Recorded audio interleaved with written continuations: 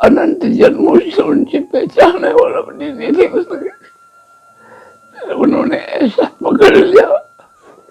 चरित्र को इस पूरी जो कहानी ऐसे पढ़ना चाहते तो इसमें पढ़ सकते हैं। भक्त ब्रज के भक्त में निधिवन के अंदर जो रंग महल है उसके अंदर ठीक नीचे एक गुफा सी थी। उस गुफा में उसके शरीर छूटा। उन्हें 15 दिन पहले ही प्रिया जी ने ऐसा आभास करा दिया था, अब तुम आ जाओ, मेरे से भी तुम्हारा विरह सहन नहीं होता है, तो मैं तुम्हें निधिवन से अपने साथ ले जाऊंगी। राधे राधे। मैं हूँ सौरभ। ब्रज भूमि में तमाम भक्त आते हैं। कई भक्त इतने खास होते हैं जिनका नाम पुस्तकों में भी होता है। आज हम आपको एक ऐसे भक्त से मिलवाने जा रहे हैं जिनका भक्तमाल में नाम है और जिनके गुरुजी ने निधिवन में अपने शरीर त्यागा था। आइए उसी भक्त के घर हम आए हैं, आइए चलते हैं आपको और मिलवाएंगे। देखिए ये उन भक्त का घर है और पूरा घर देखेंगे तो भक्तिमय में नज़र आ रहा होगा। सब जगह देखिए जब हरे कृष्ण हरे राम लिखा है और देखिए ठाकुर जी की हर जगह पेंटिंग लगी हुई है। आइए आपको मिलवाते हैं। देखिए ये घर है उनका। अगर घर में आप अगर बात करेंगे तो देखेंगे कि हर जगह आपको पुस्तक ही पुस्तक नज़र आएंगी, हर जगह आपको ग्रंथ ही ग्रंथ नज़र आएंगे ये पूरे घर में। और हमारे साथ हैं ये भक्त जो जयपुर से यहाँ पर आए हैं। बात करते हैं इनसे। राधे राधे। जय श्री राधे। महाराज जी अगर बात करें तो क्या नाम है आपका? दास को बलदेव कहते हैं। आपका ब्रज का सफर कैसे शुरू हुआ? ऐसे तो गुरुदेव के साथ में सन 70 से ही आता रहा हूँ। श्री 1008 राधा रमन दास करवे वाले या मुनि बाबा जी के नाम से प्रसिद्ध गौरंग दास बाबा के गुरु भाई ब्रज के भक्त में उनका चरित्र भी है। और उनके सानिध्य में ही बस उनके साथ जैसे गया जी में जो गया प्रसाद जी महाराज थे उनके, और यहाँ भी वृंदावन में जो कोई पुराने विरही संत थे उनके साथ में उनके दर्शन करने बारंबार आते रहते थे। गुरु जी से आप कैसे जुड़े? गुरु जी से 1969 की रात को 31 दिसंबर को अनायास रूप से पड़ोस में गुरुदेव का पधारना हुआ और रात्रि को वहाँ विश्राम के लिए आए। जब मौन था उनका 12-13 वर्ष का। दास गुरु जी की तलाश में बहुत दिनों से बहुत विरह में बहुत रोता था एकांत में। और उस दिन उनकी ऐसी कृपा हुई कि उनको देखते ही कमरे में, छोटे से कमरे में जयपुर में रो पड़ा। तो उन्होंने चुप करने के लिए अपना मौन भी तोड़ दिया 12 साल का और बहुत लाड़ प्यार किया। और उसी दिन ऐसा लगा जैसे अनंत जन्मों से उनसे पहचान है और अपनी निधि उन्होंने ऐसा पकड़ लिया कि बस इसे सदा से केवल एकमात्र वही अपने हो।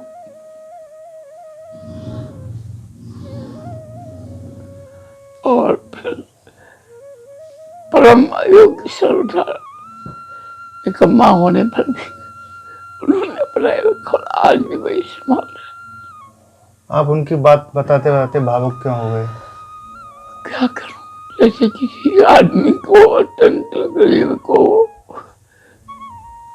एक लकड़हारे को यदि कोई राजा अपना दे, चक्रवर्ती राजा सम्राट अपना दे और अपना सब कुछ बना दे उसे उत्तर तो उसको जैसे वो खुशी समाती नहीं, ऐसी दास को उनके स्मरण से और अपनी अयोग्यता देख के, उनकी कृपा देख के समाता नहीं कभी।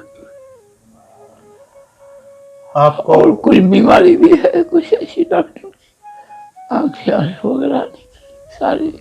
आपको उनका जो महाराज जी हैं आपके गुरु जी, उनका प्रेम कब तक मिला? कितने वर्षों तक आपके साथ रहे? 17 वर्ष तक रहा। 1970 से 1987 जब वो निकुंज प्रयाण हुआ उनका, प्रिया जी ने स्वयं उनको ले गई अपने आप। परम विरह में रहते थे 3-3 दिन तक, 72 घंटे कई बार मूर्छित अवस्था में रहे।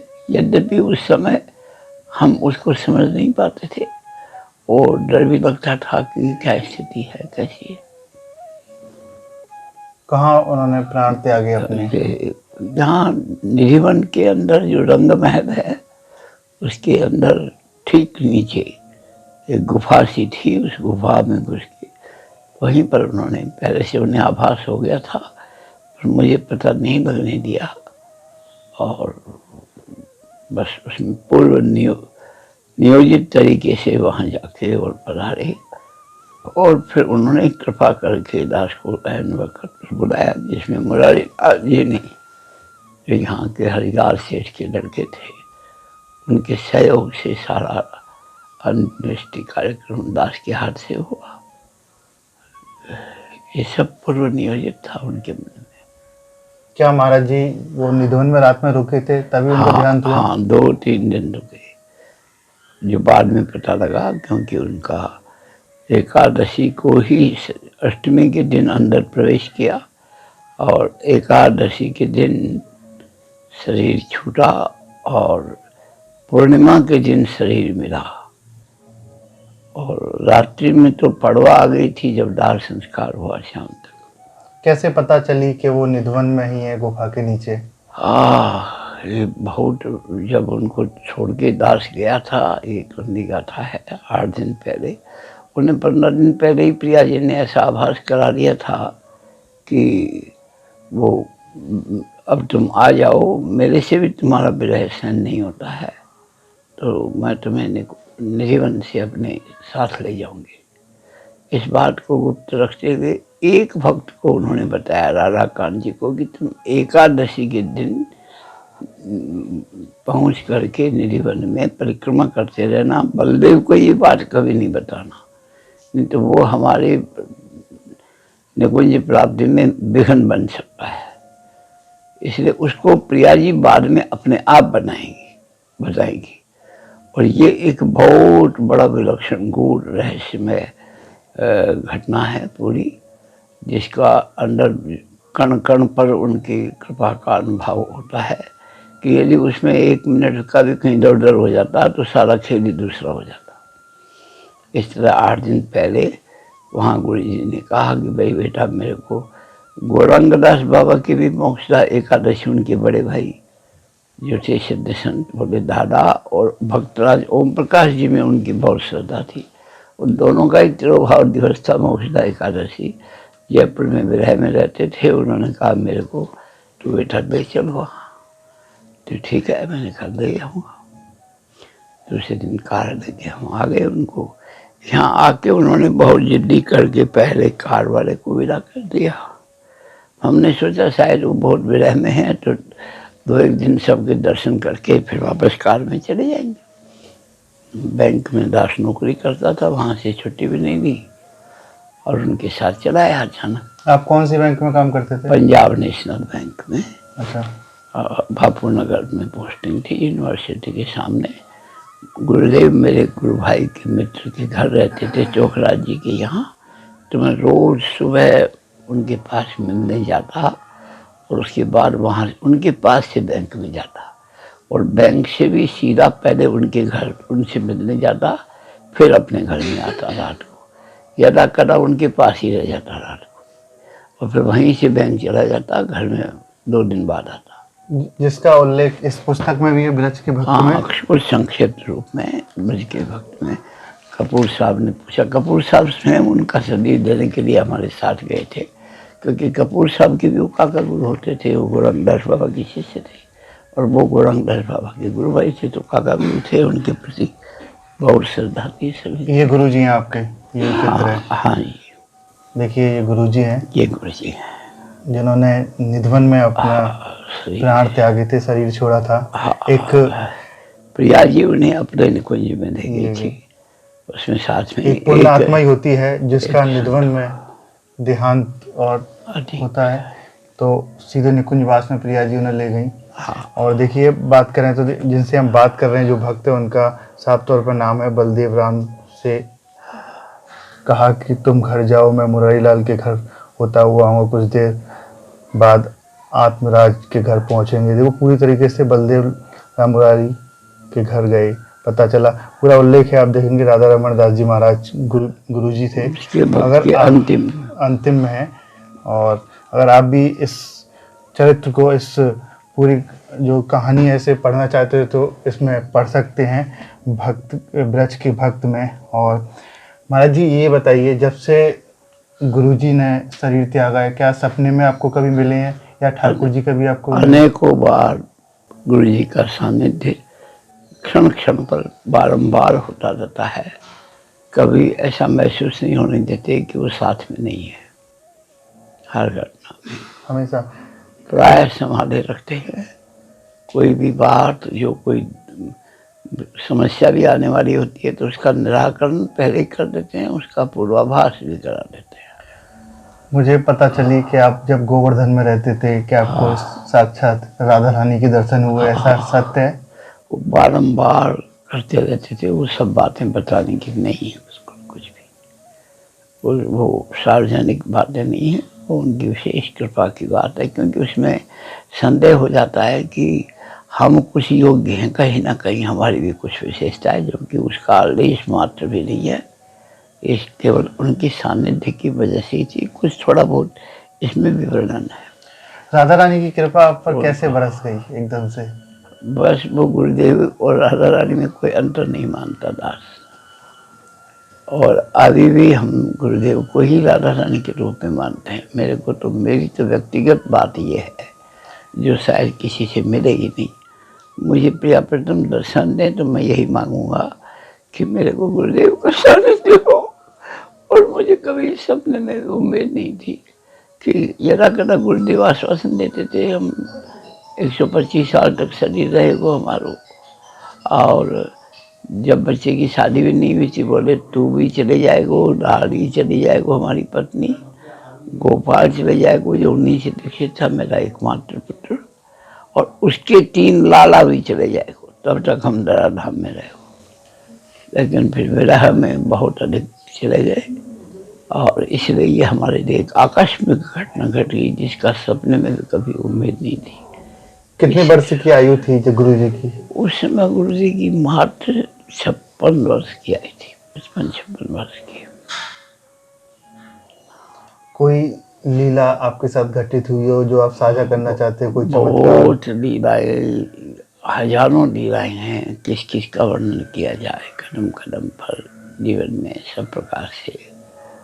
और बारंबार उन्हें गुरुदेव का एक विशेष स्थान है जयपुर में, दास की 22 गज की कुटिया, उस कमरे में जहाँ विरह में रहते थे, उसका ऊपर जो चढ़ते सीढ़ी से तो उसमें गुनगुनाते हुए 2 जनों की आवाज़ फुसफुस अनेकों बार सुनाई देती, जिसमें जैसे 8-7 साल की बच्ची कुछ कर रही है, वो उससे कुछ जिद्दी कर रहे, हट कर रहे हैं, ऐसा कुछ स्पष्ट नहीं सुनाई देती।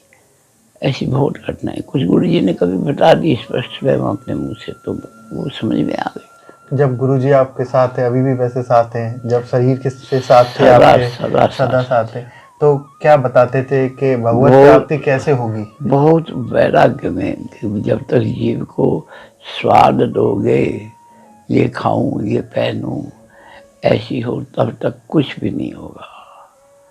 गुरुदेव ने एक अपनी निजी डायरी में, जिसमें मंत्र शरण और जीवन भर की अति आवश्यक बातें लिखी हुई थी बंगला भाषा में, उसमें एक लिखा पागलेर प्रलाप के नाम से। बाद में उन्होंने समझा कि शायद ये गधा जो है बलदेव, ये बंगाली समझ के कभी देखेगा ही नहीं इसको, तो ये दिखना व्यर्थ हो जाएगा। इसलिए दूसरे पेज में स्वयं हिंदी बढ़िया नहीं जानते हुए भी उसका टूटा फूटा अनुवाद किया और उसको दास ने फिर बाद में टाइप करवा के छपा भी दिया एज इट इज। वो गुरु जी का मुख्य चीज है सार, ये जो सामने प्रस्तुत है आपके।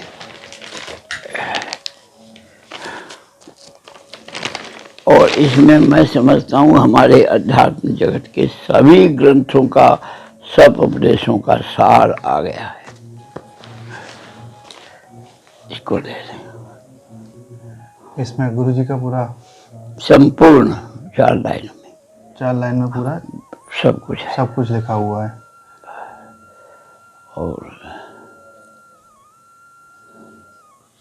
और ये बताइए जब विस्तार से तो गुरुदेव जब 12 साल एकांत में रहते थे तो वहाँ एक पुस्तक उनके पास थी, क्रांतिकारी भक्त भक्तराज ओम प्रकाश जी, जिन्होंने चामुंडा पर, ये जिनका चित्र है, और 14.5 साल की उम्र में ही उन्होंने विलय में भगवान की प्राप्ति की।